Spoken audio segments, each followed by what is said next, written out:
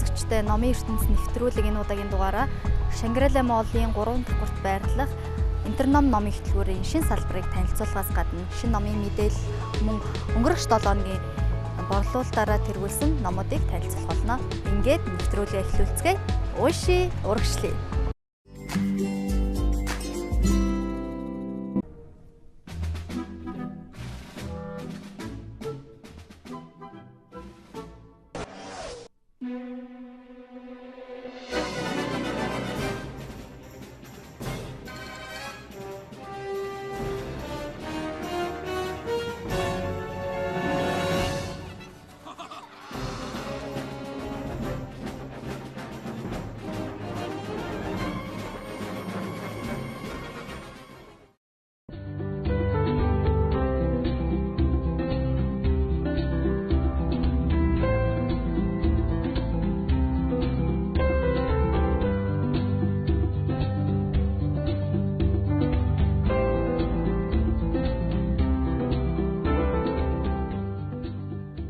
Жилийн туршлагатай ихцээс эмнэлэг 2015 оноос Японы эрдэмтэн профессор Шимоногийн удирдлагын дор каристот буюу шүдний цоорлын үйл явцыг тогтоох төсөл, солонгосын имплант сулгах, Германы хиймэл шүдний цоо шин технологиг нэвтрүүлж Монголдо анх дахь боллоо.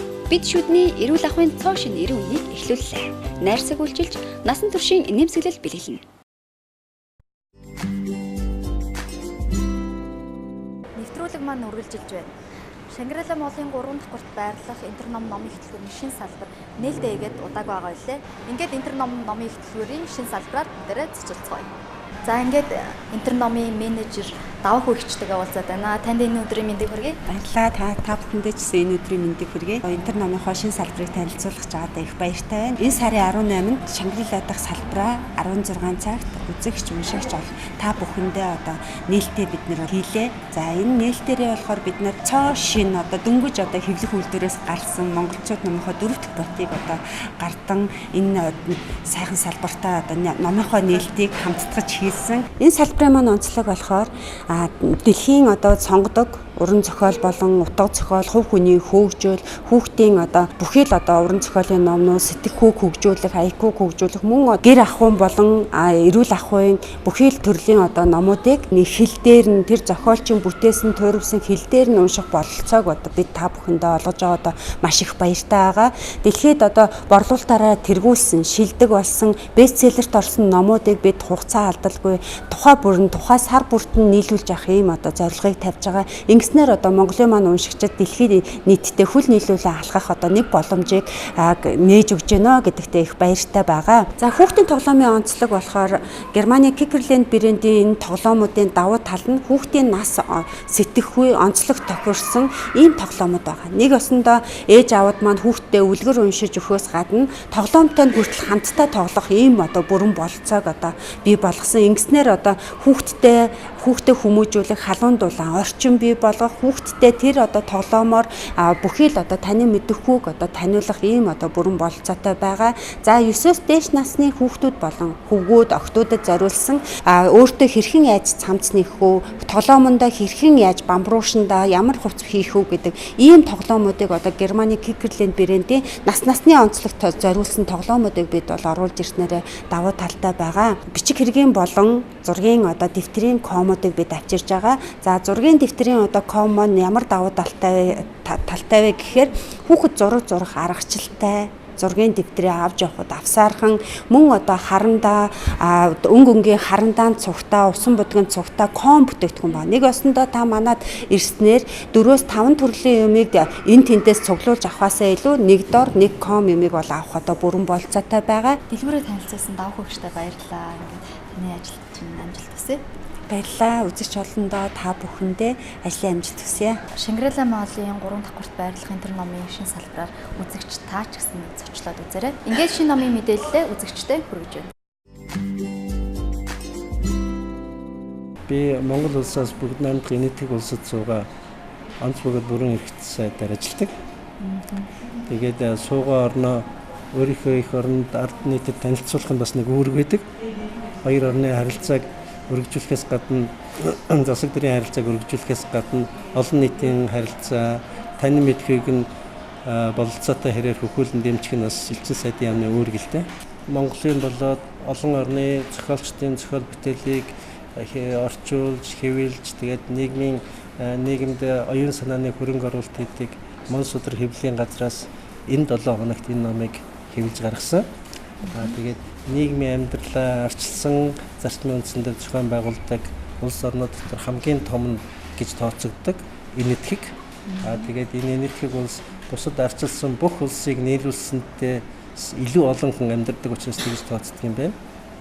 Тэгээд нийтдээ бол дэлхий дээр байж байгаа 7 тэрбум хүний бараг 6 хүндэтмийн нэг нь энэ этхийгт оршин суудаг гэсэн. Тэгээд энэ улсад арчилсан маягаар нийгмийнхээ амьдралыг зохион байгуулж сонгуул явуулдаг ийм уламжлалтай учраас дэлхийн хамгийн том арчилсан улс гэж тооцдог юм байна. Тэгээд төсөрхөн 2014 онд тус улсад явагдсан бүх нийтийн сонгуулиар ялалт байгуулж цоошин хүн засгийн эрхийг одоо удирдахаар ингэж гарч ирсэн. Энэ хүний нэрийг бол Моди гэдэг юм байна. Тэгээд энэ хүн бас Монголд айлчилж исэн Монголын ард түмэн сайн мэддэг.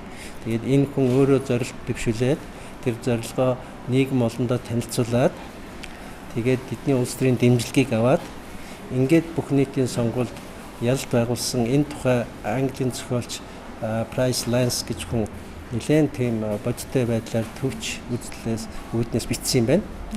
Тэгээд 850 сая хүн энэ сонгуульд оролцсон гэж байгаа. Тэгэхээр бол бусад улсуудтай харьцуулахад бол том гэдэг нь ойлгож байгаа. Тэгээд 850 сая хүнд бол зарим нь бичиг үсгтэй, зарим нь бол бичиг үсэггүй энгийн олон хүмүүс байгаа. Тэнд хүрч өөрсдийнхөө зорилго чиглэлийг танилцуулсан арга ажиллагааг энэ номонд бичсэн. Тэгэхээр хүн өөрөө зорилготой байх ёстой, зорилготой тууштай байх ёстой, тууштай байхын хажуугаар тэрүүгээ зохион байгуулж хэрэгжүүлдэг байх ёстой. Олон баг хамт олныг бүрдүүлээд тэднийхээ хамтын хүчээр зөрсөндөө хүрдэг гэдгийг энэ номонд бас харуулсан юм байна. Нөгөө талаар энэ этхийг чинь бол каст, угсаа, гармал их хардаг ийм газар. Тэгтэл энэ хүн бол хамгийн доод кастын гэр бүлээс гаралтай. Өөрийгөө бол нийлүүгөө хэлсэн төмөр замын хөл ихтэй хөдөлгөөн ихтэй зогсоол дээр цай зардаг мохлог ажилуулдаг байсан хүний хүүхэд. Тэгээд өөрөө тууштай зүтгээд өөрийгөө боловсруулад хамт олноо бий болгоод тэднийгээ удирдаад ингээд тэр том улсын ерөнхий сайд болсон. Ерөнхий сайд болоод зогсохгүй би энэ улсыг ядуурлыг арилгах, эмэгтэйчүүдийн аюулгүй байдал, тэгш эрхийг хангана, бүс нутгийн хөгжлийг жигд хөгжүүлнэ гэх мэт олон зорилт тавьсан. Тэр зорилттой хүмүүсийг итгүүлээд тэгээд араасаа дагуулад гарч ирсэн. Энэ хүний бас нэг тавьсан зорилго нь бол энэ этхийг улс авилга гихтэй, энэ этхийг улс хөгжилд орой ийм хэв шинжтэй тэргээр ойлгогддог. Энийг бол олон улсын тавцанд өөрчлөлтнө гэж гарч ирсэн. Тэрэндээ ч хүрж байгаа. Энэ хүн зөвхөн өөрийнхөө улсын нэр хүндтэй улс төрч биш бас Монголын ард түмний одоо сайн мэддэг ийм нөхдүүдийн нэг л дээ.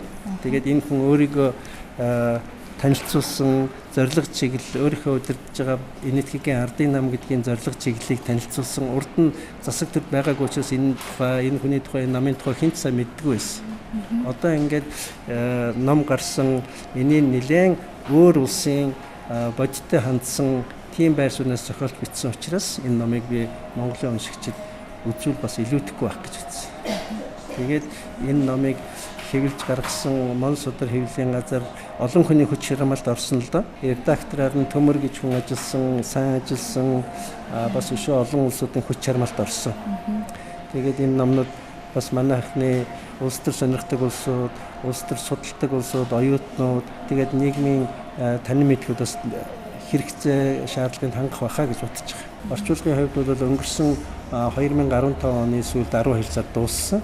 Тэгээд дахин үзсэн.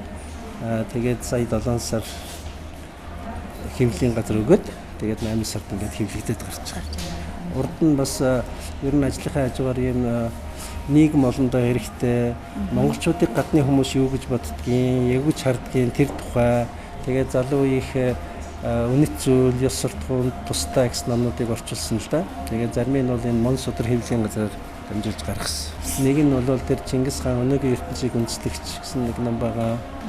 Тэр бол бас олон удаа хэвлэгдсэн. Гэх мэтээр ажлынхаа хажуугаар тэр мөнгөний түүх гэдэг нэг ном орчуулсан байж байгаа. Америкийн нэгдсэн улсын эрдэмтэн Жак Ведерфорд гэж хүнийг монголчууд сайн мэднэ.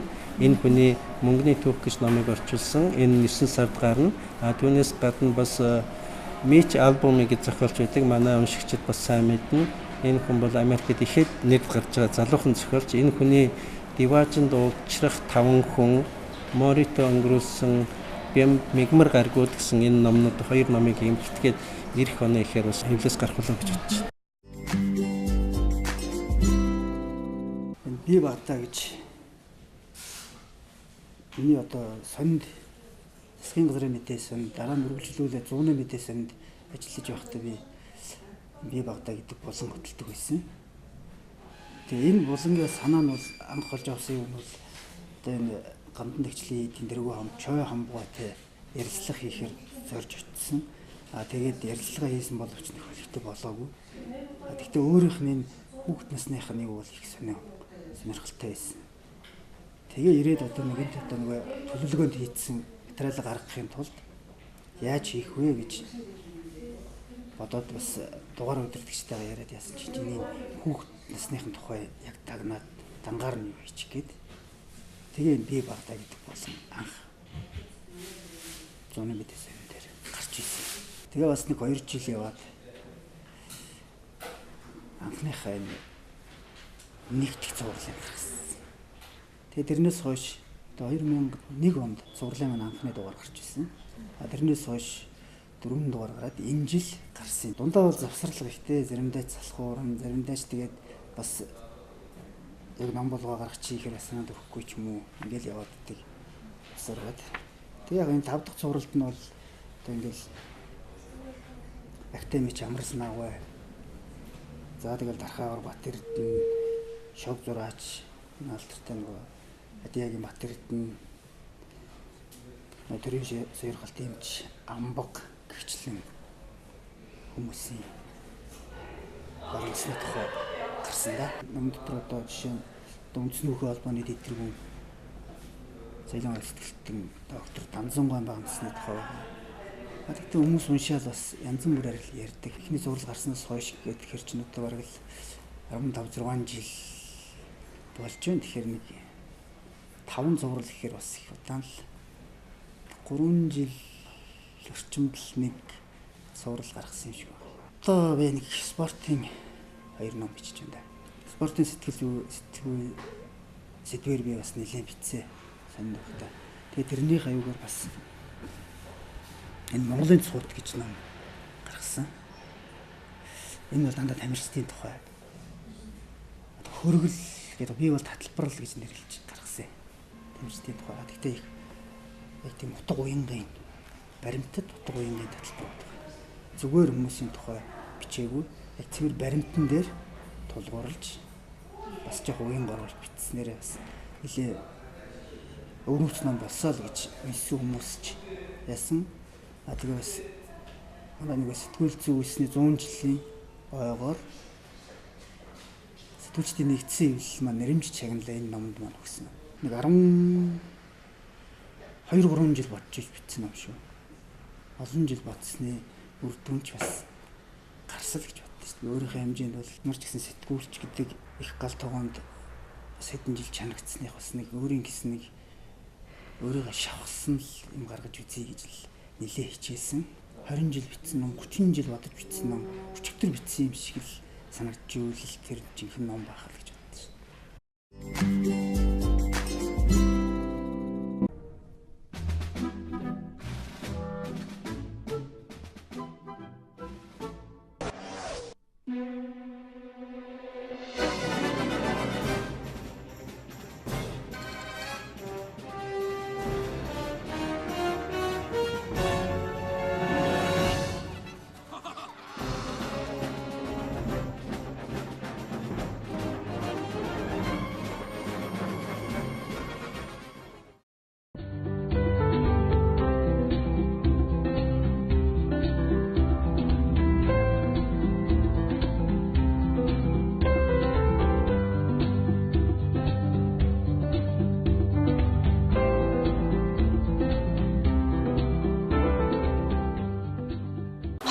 Туршлагатай ихцээс эмнэлэг 2015 оноос Японы эрдэмтэн профессор Шимоногийн удирдлагын дор каристод буюу шүдний цоорлын үйл явцыг тогтоох төсөл, солонгосын имплант сулгах, Германы хиймэл шүдний цоо шин технологиг нэвтрүүлж Монголдо анх дахь боллоо.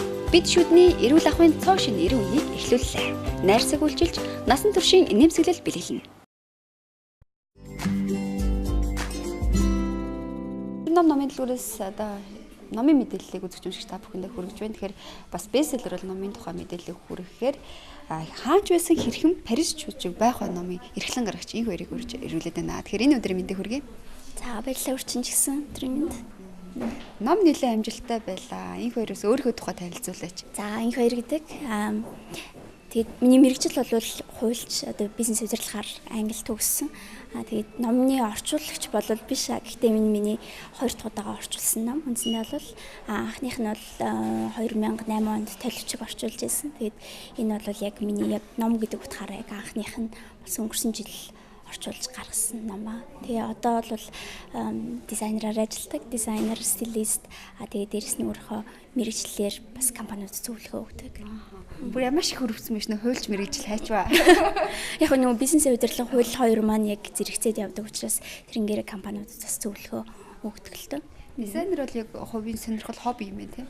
Бүр багын мөрөдөл хийсэн. Тэгээд тэр маань яг англи яваад англи бас нөгөө айгуу гоё тийм загварын тийм шоунууд болохыг хараад за тэгэл ер нь загварын бас их орнуудын нэг шүү дээ. Тэрийг хараад бас яг багын мөрөдлөө биелүүлэх хэрэгтэй мэн ажил хэрэг болох хэрэгтэй мэнэ гэж бодоод тэгээд Монголд ирээд бас загвараа гаргаад ирсэн одоо бас 2 жил болсон байна. Ном яг 2015 он 9 сард гарсан л та. Тэгээд одоо гараад бас нэлээд удажлаа.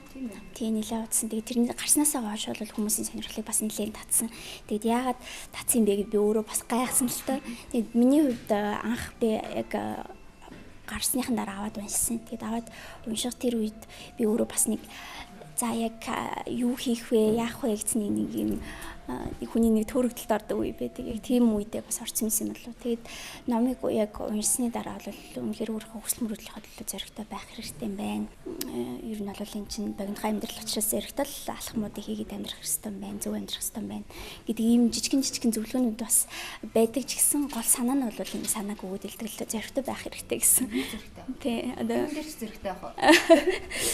За одоо юунд ч зэрэгтэй агаад байна гэж одоо мэдгүй одоо ямар байх юм те. Гэхдээ хүн өөрийнхөө амьдралынхаа хүссэн зорилго мөрөдлийнхөө төлөө хэрвээ тэрийг зөв гэж бодож байгаа бол тэрнийхээ төлөө ер нь явах хэрэгтэй юм байна гэдэг ийм санааг олж харсан. Тэгээд ч магадгүй өөрийнхөө одоо мэрэгчлэлээс гадна дахиад энэ давхар юм хийх санаагаа бүр илүү бодтой болгож чадсан болов уу гэж бодож байна. Энэ ном магадгүй олон хүмүүсийн амьдралыг өөрчилсөн байх гэж бодож байна. Ягаад гэвэл нөгөө тасралтгүй бестселлер боллоо шүү дээ. Би өөрөө бас гайхсан. Тэгээд сая би 2 сар энтэгт байж байгаад ирсэн л дээ. Тэгээд энтэг рүү би 3 сард явсан. 3 сард гэхэд бестселлер хэвээрээ байсан. Тэгээд би энтэгт байж байгаа 5 сард буцаж ирэхэд дахиад бестселлерийг харсан бүр гайхаад ямар сонирхолтой хүмүүс аягүй сонирхож чинь би анхандаа бол нэг тэгж бодоогүй лээ. За магадгүй 1-2 сар болох байх гэж бодсон. Тэгээд тасралтгүй ингээд 7-8 сар бестселлер болчихоор нь зарим хүмүүстэй ярилцаж үзсэн л дээ. Яг л миний олж харсан зүйлүүдийг олж харсан эмэгтэйчүүд бас олон яг мэдээж ном бол өөрөө Парис эмэгтэйчүүдийн амьдралын хэв маяг, хайр дурлал, за тэгээ хувцсны стил тэдний зуршил, сайн муу зуршлууд гэдэг юмнууд гардаг. Гэхдээ энэ дээрээс бас олж авах шин санаанууд маш их олон байдаг учраас хүмүүс таалагдсан болов. Тэгээд дээрээс нь яг хуу зөвхөн Монгол биш яг дэлхийд даяар бестселлер болсон л доо. Тэгээд сая энэ тийшээ ингээд л явж хахад бүх л газар бестселлер байлээ. Тэгээд тийм одоо Урагшаа, Хонконг, Макао тэгээд өөрөө юунда ханала бас бестселлер болсон. Нэлээд олон газараар ингээд харахад бестселлер болоод явж байлаа. Тэгээд одоо ч гэсэн энэ номны нөгөө промошн нь бас дэлхийд даяар ингээд явагдаж байгаа л да.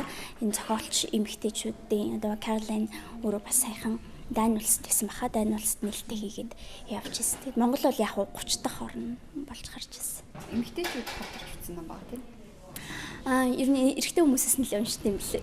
Тийм үү? Эрэгтэй хүмүүс эмэгтэй хүмүүсийн тухай олж мэдхийн тулд бас уншдаг юм л л дээ. Тэгээд яг мэдээж дийлэнх уншигчд бол эмэгтэй хүмүүс байгаа. Гэхдээ эрэгтэйчүүд бас уншаад надад санал сэтгэлээ хэлжсэн. Тэгээд эндээс өөрсдийнхөө сурсан зүйлүүдийн дахиад ч гэсэн надад ярьжсэн. Номыг яагаад нэр анхан гэж сонгож орчуулъя гэж бодсон юм? Багдус гадаад орнд явж байгаа л энэ номтой танилцсан баг тий. Яг Каролин Демархе гэдэг энэ номын яг нүүр хуудсан дээр байгаа нэмэгтэй бол өөрөө загварын одоо од гэж хэлж болно.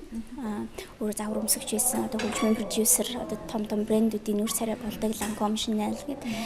Тэгээд энэ нэмэгтэй би өөрөө аягүй таадаг л да. Тэгээд сошиал медиагаар даадаг. Тэгээд яг номоо гараад ирэхээр нь би өөрөө зүгээр эхлээд сонирхоод авч уншсан. Тэгээд яг аваад уншсан чинь ерөөсөө зогсолтгүй орон дотор сууж байгаа л уншаад дуусгацсан. Тэгээд надад өөрөө маш их таалагдсан л та. Тэгээд яг миний л нэг бас амьдралын яваад байгаа зорилгот бас ингээд хандсан ном биш учраас надад өөртөө аягүй хүрсэн. Тэгээд би тэн дээрс юм олж харсан учраас за энийг ямар ч хэлсэн начиг бодлол ингээд нөгөө зарим үед төрөгдөл давтцсан юу гэхээ бас мэдхээ болчдөг мэдээж хүн болгон тохиолддог тийм үед. Тэгэхээр тэрэнд энэ ном бол тус болох юм байна. Нэгдүгээр хоёрдугаар гэх юм бол би өөрөө надад маш их таалагдсан хугацаатай тий холбоотой амьдралын хэм маягтай холбоотой. За тэгээд сайн муу зуршлууд гэдэг дээрэс нь маш хөгжилтэй л дөө аягүй хөгжилтэйгээр өгүүлбэрүүд нь маш олон хөгжлийн өгүүлбэрүүд байдаг. Хөгжилтэйгээр илэрхийлсэн ном учраас надад өөртөө бол аягүй таалагдсан. Энэ яг үндсэндээ бол манай гэр бүл гаргасан гэж хэлэхэд болно. Манай ээж Игч хоёр хоёулаа одоо сэтгүүл зүй утгуурын зохиолын хүмүүс. Тэгээд би өөрөө орчуулгын хийгээд манай ээж игч хоёр редакторлаад тэгээд өөрсдийнхөө санхүүгээр одоо хэвлэлтэнд оруулаад тэгээд гаргасан ном. Номын орчуулга эрхийг авах гэж байсан нэлээд хөдөлсөн л гэж бодож байна. 30 дахь орон болж ингэсэн. Тийм. Яг орчуулга эрхэн дээр нэг айхтар тийм удаан хөөцөлтөг үл дээ. Тэгээд надад маш их таалагдсан учраас би шууд мэйл бичсэн. Тэгээд мэйл бичсэний дараа мэдээж харилцаад надаас бас асуух асуултууд байсан баг. Тэгээд би өмнө нь төлөвчөг орчуулж ирсэн учраас тэр хүмүүс бас миний тэр ажлыг хараад тэгээд надад найдаж одоо орчуулах хэрэг өгсөн баг л та. Тэгээд яг орчуулад яг хэвлэлт гаргасныхаа дараахан би Франц явсан. 9 сарын 9-нд гаргасан баха ном.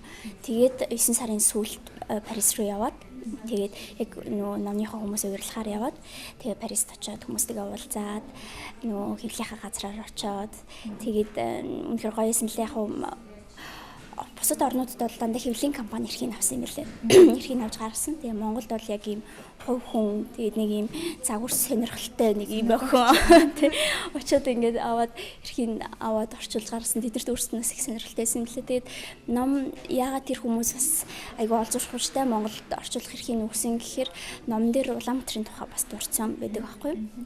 Тэр хүмүүсийн үед бол Монголд ирж үзээгүй.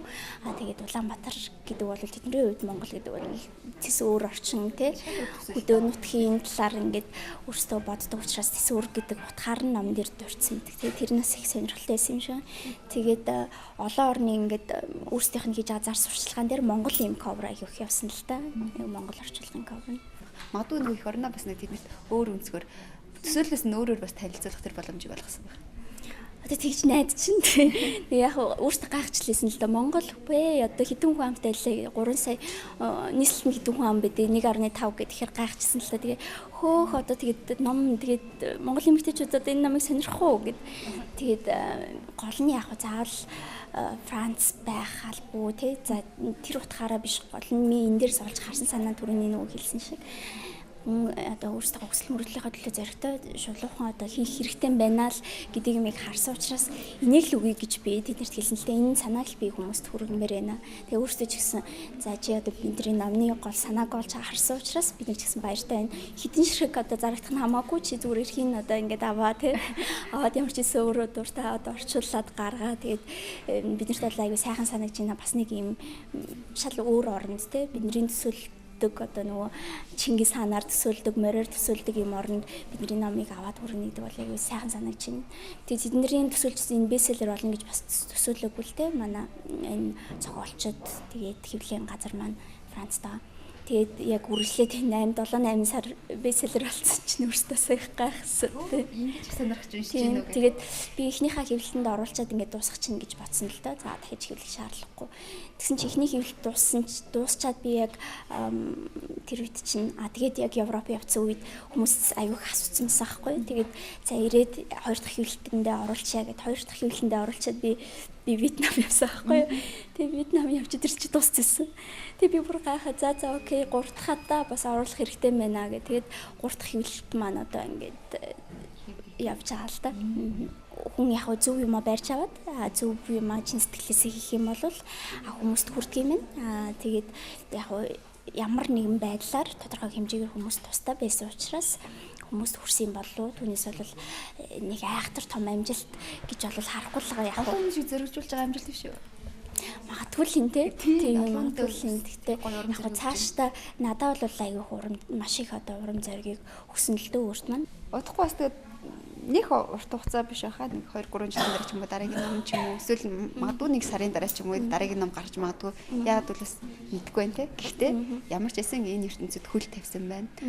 Өөрийн гэсэн уншигчтай болж штэ энэ номороо те. Тэгэхээр дараагийн номыг бас мэдээж байгаа хүмүүс олон байгаа гэж бодож байна миний хувьд. Тэгээд тэр номыг гарах тэр өдрийг хүртэл хоёлаа дахин уулзгаа ерөөл өргөөд одоо ярилцлага өндөрлөё. За ямар гоё юм бэ тийм. Баярлалаа. Харин яг миний хувьд утга уран зохиол ном гэхээсээ илүү хууль, бизнес, за загвар гэд ингэ явж ирсэн. Манай гэр бүлийн одоо нөгөө ээж ихч хоёр маань болохоор утга уран зохиол шүлэг ном бичдэг юм хүмүүс эдэг. Тэгээд яалтчгүй цаана нэг жоохон гений юм байд юм болов те. Тэгээд яг энэ орчуулах юм руу орсон юм болоо. Тэгээд яг цаашдаа үржиг хэлснээр сарын дараа байна уу 2 сарын дараа байна уу жилийн дараа байна уу те ямар ч хэсэн бүтээл гарч ирэх бах. Тэгээд тэр үеэр бас хүмүүс тэгээд дахиад уулзсан. Тэгээд би ер нь бол яг энэ үнэхээр гоё юм билээ ном бичих биш номоо тийм орчуулна за ном бичнэ гэдэг бол үнэхээр гоё юм билээ өөрт бас бодох хугацаа цагийг маш их олгох юм билээ. Тэгэхээр хэрвээ юм сонирхож байгаа хүмүүсээс байвал ороорой утга уран зохиол руу те ном руу зэрэгтэй ороорой гэж хэлмээр юм бас загвар ертөнц рүү те өнөхөр хүсэж байгаа л номын зохиогч гэдэг нэр бол гоё нэр штэ маш гоё нэр. Ямар ч байсан ном амжилттай юм чи олон хүнээс магтаал сонссон бас шүмжилт сонссон дараагийн номууд дээр илүү зэрэгтэй бас шинэлэг гоё мэдээлэл өгсөн гоё ном гарна гэдэгт итгэлтэй байна. Тэгээд бидний ярилцлагын одоо урилга хүлээ авч ирсэн баярлалаа. За баярлалаа. Та бүхэн ч гэсэн одоо өнөөдрийн нэвтрүүлгээр оролцуулж байгаадаа маш их баярлалаа. Номныхаа талаар лекцээр хүмүүстэй уулзах болсондоо бас маш их баяртай байлаа. Тэгээд та бүхний ажилд бас амжилт хүсье. 20 жилийн туршлагатай ихцээс эмнэлэг 2015 оноос Японы эрдэмтэн профессор Шимоногийн удирдлагын дор каристод буюу шүдний цоорлын үйл явцыг тогтоох төсөл, солонгосын имплант сулгах, Германы хиймэл шүдний цоо шин технологиг нэвтрүүлж Монголдо анх дахь боллоо. Бид шүдний эрүүл ахуйн цоо шин 90 үнийг эхлүүллээ. Найрсаг үйлчилж, насан туршийн нэмсэглэл бэлгэлнэ.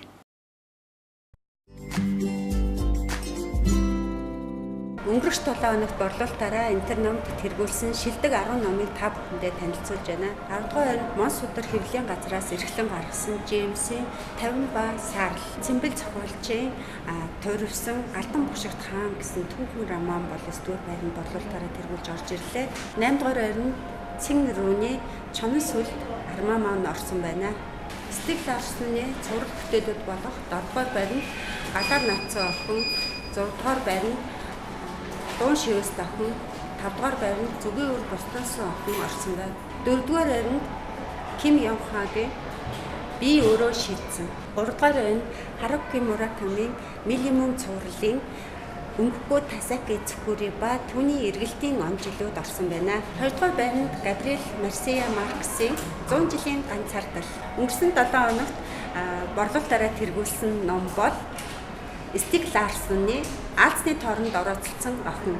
Өнгөрөх 7 хоногт бестселлерт орсон номнуудыг та бүхэндээ танилцууллаа.